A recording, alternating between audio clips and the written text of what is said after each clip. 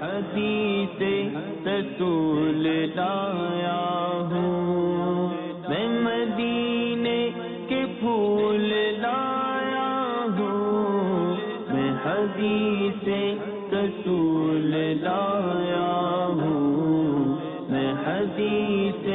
رسول لایا ہوں۔ الحمدللہ رب العالمین، والصلاة والسلام على سید الانبیاء والمرسلین، اما بعد فاعوذ باللہ من الشیطان الرجیم، بسم اللہ الرحمن الرحیم۔ الصلاة والسلام علیک یا رسول اللہ وعلی آلک واصحابک یا حبیب اللہ، الصلاة والسلام علیک یا نبی اللہ وعلی آلک واصحابک یا نور اللہ۔ مدنی چینل کے ناظرین، الحمدللہ عز وجل سلسلہ رسول اللہ صلی اللہ تعالی علیہ وآلہ وسلم کی 40 احادیث میں حاضر ہیں۔ اس سلسلے میں ہم امام نووی رحمۃ اللہ تعالی علیہ کی مشہور کتاب الاربعین النوویہ یعنی 40 نووی کی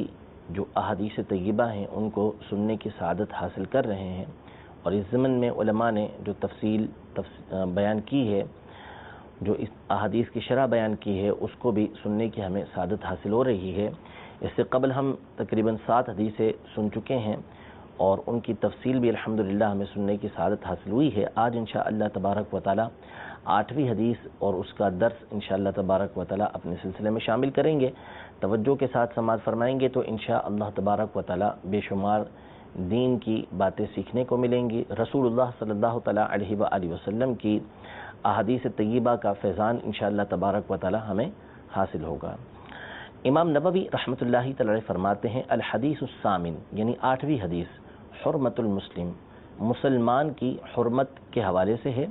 عن ابن عمر رضی اللہ تعالی عنہما ان رسول اللہ صلی اللہ تعالی علیہ وسلم قال امرت ان اقاتل الناس حتى يشهدوا ان لا اله الا الله وان محمد رسول الله ويقيموا الصلاة ويؤتوا الزكاة فإذا فعلوا ذلك عصموا مني دماءهم وأموالهم إلا بحق الإسلام وحسابهم على الله تعالى رواه البخاری ومسلم۔ یعنی سیدنا عبداللہ بن عمر رضی اللہ تعالی عنہما روایت کرتے ہیں کہ رسول محترم صلی اللہ تعالی علیہ وآلہ وسلم نے ارشاد فرمایا کہ مجھے اس بات کا حکم دیا گیا کہ میں لوگوں سے قتال کروں یہاں تک کہ وہ اس بات کی گواہی دیں کہ اللہ کے سوا کوئی معبود نہیں اور محمد صلی اللہ تعالی علیہ وسلم اللہ کے رسول ہیں، اور وہ نماز کو قائم کریں اور زکوٰۃ ادا کریں۔ جب وہ اس طرح کر لیں گے تو مجھ سے اپنے اموال اور اپنے خونوں کو محفوظ رکھیں گے، مگر اسلام کا حق باقی ہے اور ان کا حساب اللہ تبارک و تعالی پر ہے۔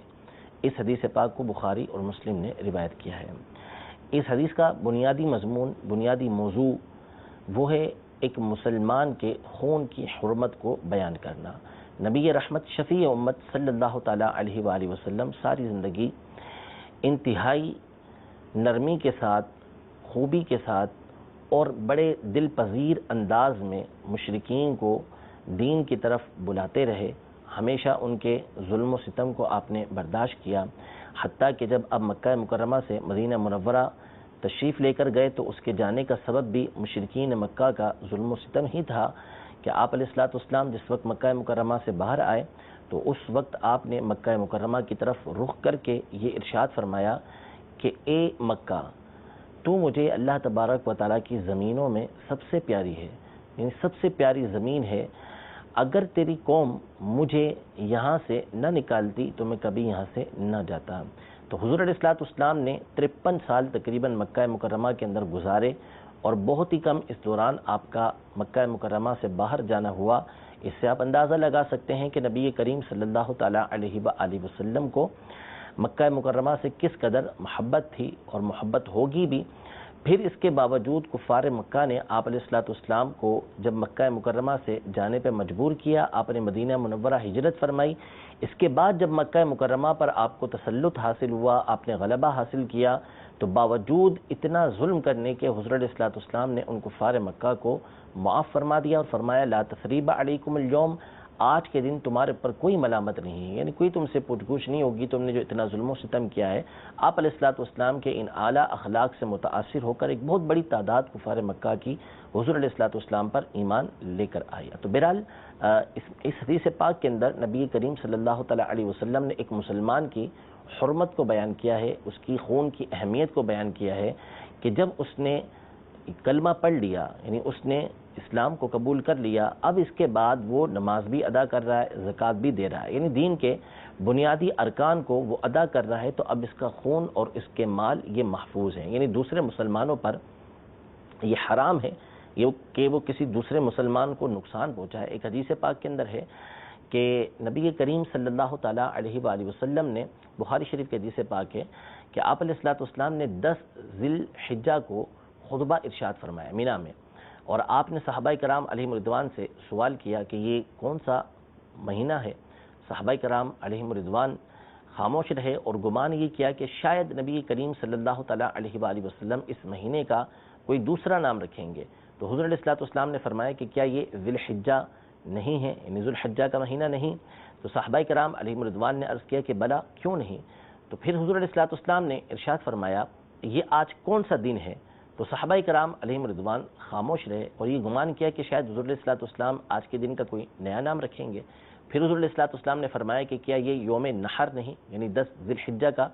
دن نہیں؟ صحابہ کرام علیہم رضوان نے عرض کی کہ کیوں نہیں؟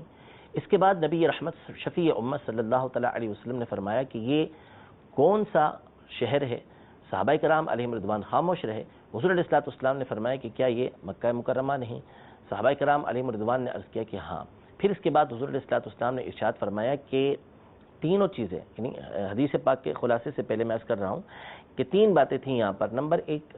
10 ذی الحجہ کا دن یہ انتہائی حرمت والا دن ہے، اس کی اہمیت عظمت اللہ تبارک و تعالیٰ کی بارگاہ میں بہت زیادہ ہے۔ اسی طرح جو ذی الحجہ کا مہینہ ہے اس کی حرمت یعنی اس کی اہمیت عزت عظمت اللہ تبارک و تعالیٰ کی بارگاہ میں بہت زیادہ ہے۔ یوں ہی مکہ مکرمہ یہ حرمت والا شہر ہے، حرمت سے مراد یعنی عزت والا، احترام والا، اہمیت والا یہ شہر ہے۔ 3 چیزیں یہاں پر جمع تھیں۔ نمبر 1 مکہ مکرمہ جس کی حرمت اپنی جگہ، نمبر 2 ذی الحجہ کا مہینہ اس کی حرمت اپنی جگہ پر، اور 10 تاریخ وہ بھی اہمیت کی حامل اور اس کی اہمیت اور حرمت اپنی جگہ پر۔ تو تینوں کی تینوں ایک جگہ پر جمع ہو کر یہ انتہائی حرمت کو پیدا کرنے والی ہیں۔ ان تمام کو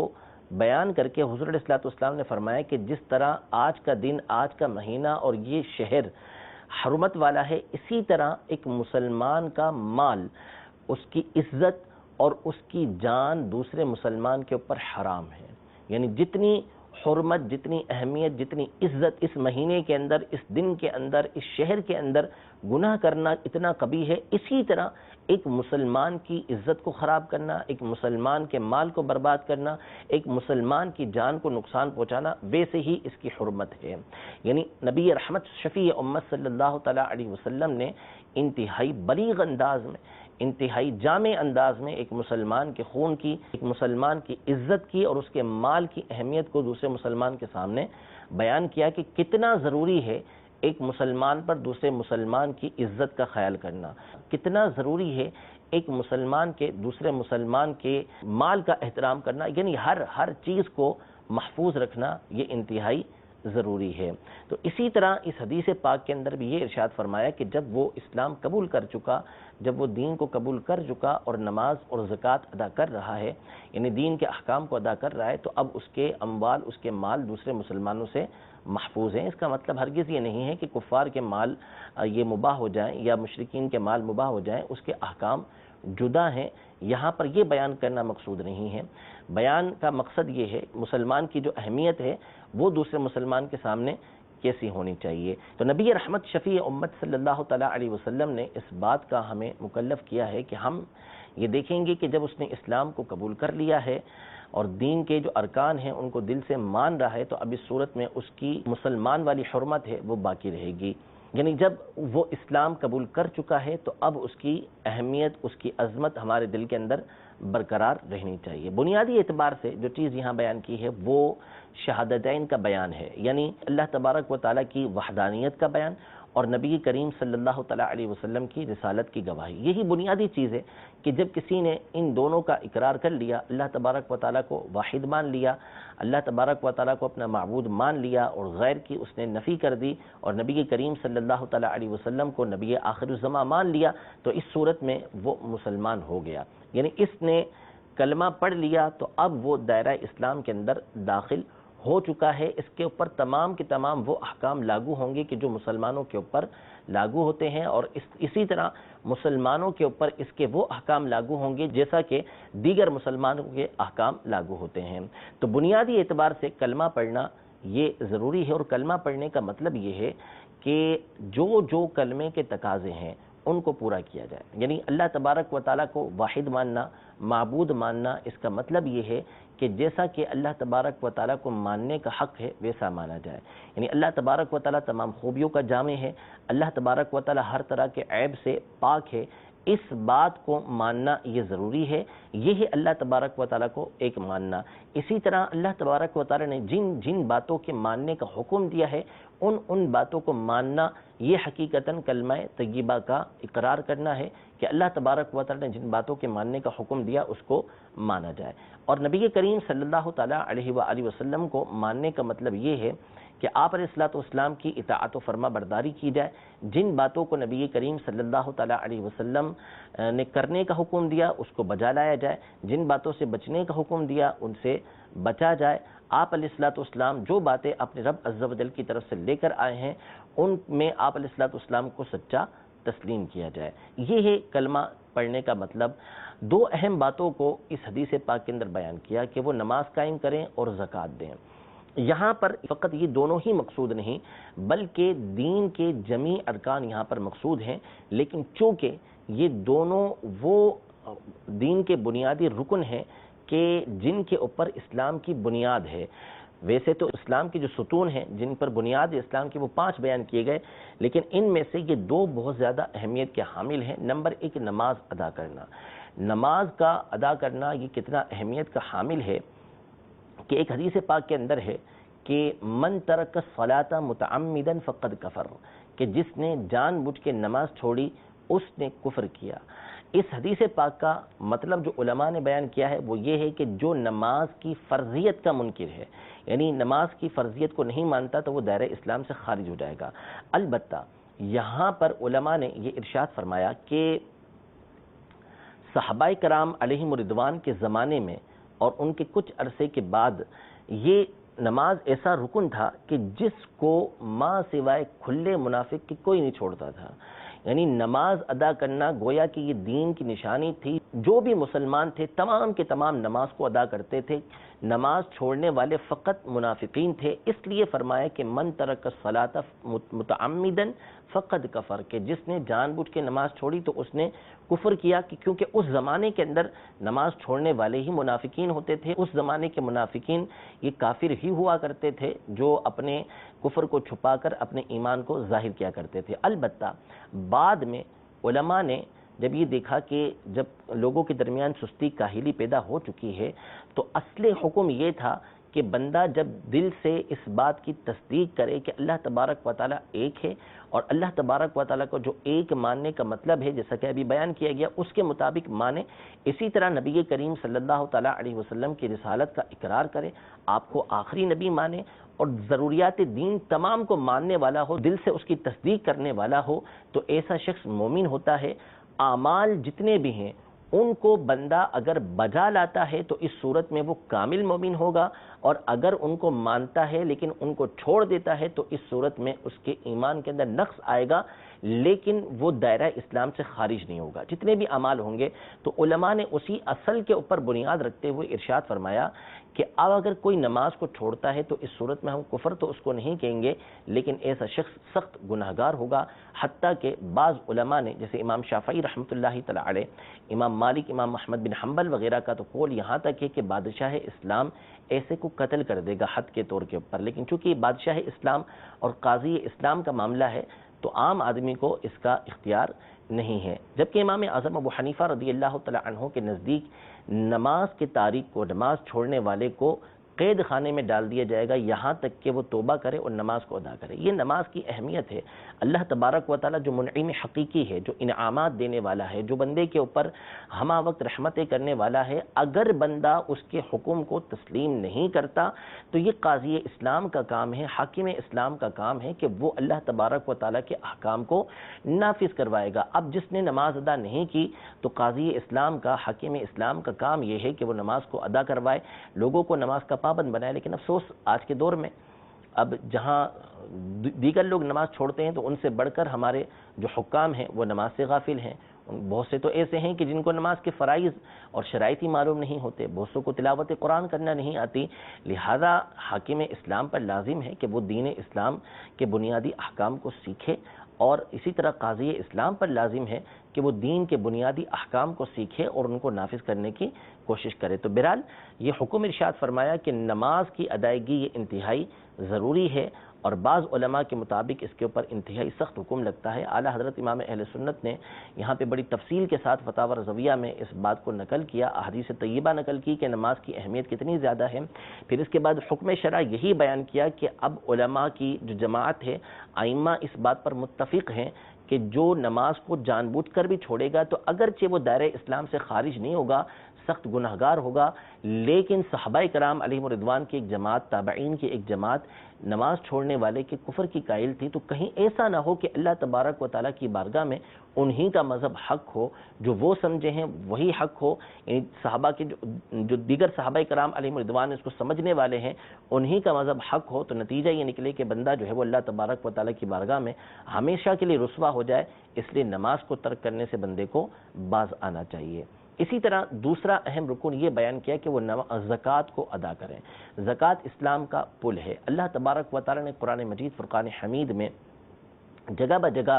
زکوٰۃ دینے کا حکم ارشاد فرمایا، لیکن ساتھ ہی ساتھ اللہ تبارک و تعالیٰ نے اس بات کی وضاحت بھی کر دی کہ بندہ زکوٰۃ جو ادا کر رہا ہے وہ اللہ تبارک و تعالیٰ کے دیے ہوئے مال میں سے ادا کر رہا ہے۔ فرمایا وَمِمَّا رَزَقْنَاهُمْ يُنْفِقُونَ، کہ جو ہم نے انہیں دیا ہے اس میں سے وہ خرچ کرتے ہیں۔ یعنی تم خرچ کر کے اللہ تبارک و تعالیٰ کی ذات پہ کوئی احسان نہیں کرتے، اللہ تبارک و تعالیٰ کے حکم پر عمل کر رہے ہو تو وہ بھی اللہ تبارک و تعالیٰ کے دیے ہوئے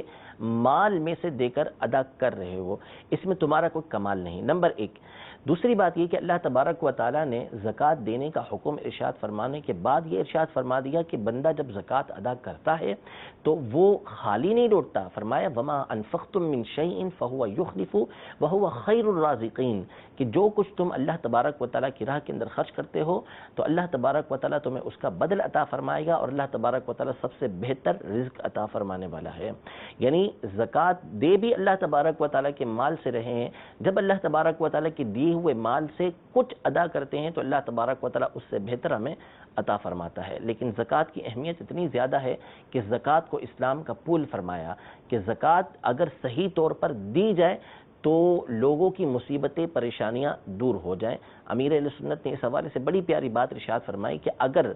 فقط ہمارے پاکستان کے اندر دو باتوں کا اہتمام کر لیا جائے تو غربت ایک بڑی حد تک دور ہو جائے گی۔ نمبر ایک کہ جس کے اوپر جتنی زکوٰۃ لگتی ہے، جتنی زکوٰۃ اس کے اوپر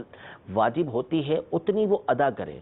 جتنی اس کے اوپر واجب ہے، جتنی اس کو دینا فرض ہے اتنی وہ ادا کرے، اور جس تک زکوٰۃ پہنچانا ہے، جو زکوٰۃ کا مستحق ہے اس تک زکوٰۃ پہنچا دی جائے۔ اگر ان دونوں باتوں کو صحیح طریقے سے ادا کر لیے جائے تو معاشرے سے غربت ایک بہت حد تک دور ہو جائے گی، نہ ہونے کے برابر رہ جائے گی، کیونکہ ہمارے یہاں ایک بہت بڑی تعداد ہے جو اتنا اللہ تبارک و تعالیٰ نے ان کو عطا کیا ہے کہ وہ ایک پورے شہر کا خرچہ اٹھا سکتے ہیں، پورے گاؤں کا خرچہ اٹھا سکتے ہیں، اگر وہ فقط اپنی زکوٰۃ کو صحیح طریقے سے ادا کریں اور زکوٰۃ کے اندر وہ اس بات کا لحاظ کریں کہ ہم نے مستحقین تک اس زکوٰۃ کو پہنچانا ہے۔ تو اسلام نے جو ایک نظام دیا ہوا ہے، ایک طریقہ کار دیا ہوا ہے، اس پر عمل کرنے کی وجہ سے کہ بہترین ہمارے درمیان جو ہے وہ معاشرے کے اندر خوشحالی ہمیں نظر آئے گی۔ اسی طرح زکوٰۃ کو روک لینے کی وجہ سے انتہائی مصیبتیں اور پریشانیاں پیدا ہوتی ہیں، اور یہ پریشانیاں مصیبتیں طرح کی ہوتی ہیں۔ ایک تو اللہ تبارک و تعالیٰ کی طرف سے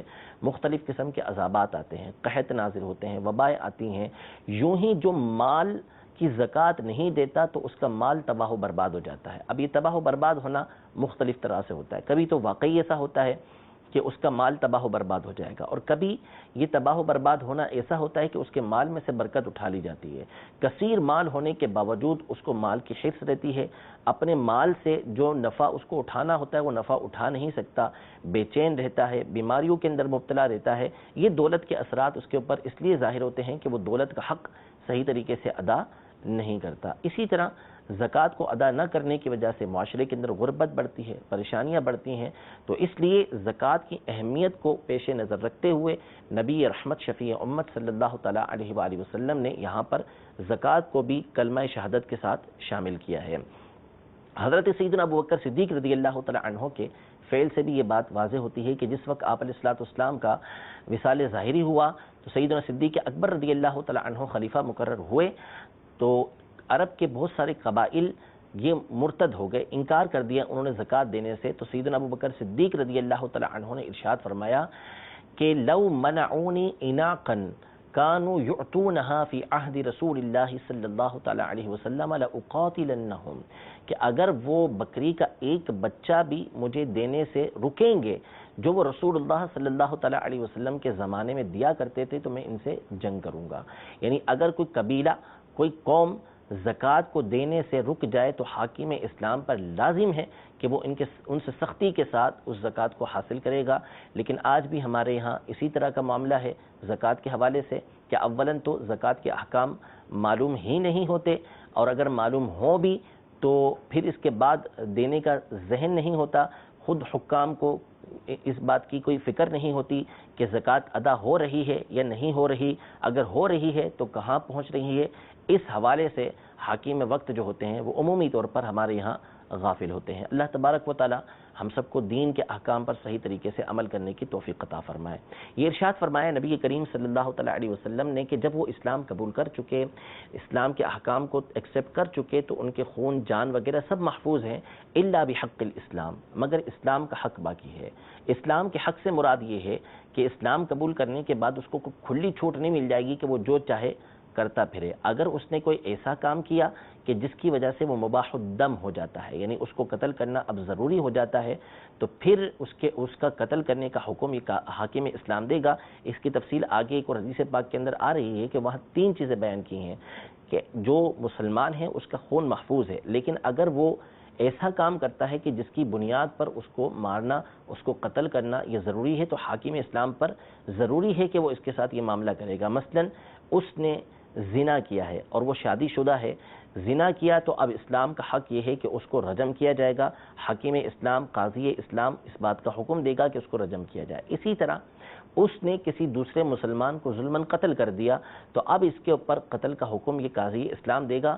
کہ اس کو اس کے بدلے میں قتل کیا جائے۔ نمبر 3، وہ مرتد ہو گیا، اسلام کو چھوڑا، مسلمانوں کی جماعت کو اس نے چھوڑ دیا، تو اس صورت میں بھی قاضی اسلام پر لازم ہے کہ وہ ایسے شخص کو موت کی سزا دے گا۔ تو اسلام کے احکام یہ باقی رہیں گے، اسلام کا حق باقی رہے گا۔ اسلام قبول کرنے کے بعد اس کو کھلی چھوٹ نہیں مل جائے گی کہ وہ جو چاہے کرتا پھرے، بلکہ اسلامی احکام پر اس کو عمل پیرا ہونا یہ ضروری ہے۔ پھر ارشاد فرمایا وَحِسَابُهُمْ عَلَى اللَّهِ تَعَالَى، کہ ان کا حساب اللہ تبارک و تعالیٰ پر ہے۔ پہلے یہ ارشاد فرمایا کہ اسلام کو قبول کر لیا، اسلامی احکام کو بجا لائے، خون وغیرہ سب محفوظ ہیں، مال وغیرہ سب محفوظ ہے، البتہ اسلام کا حق باقی ہے۔ اب اگر کوئی شخص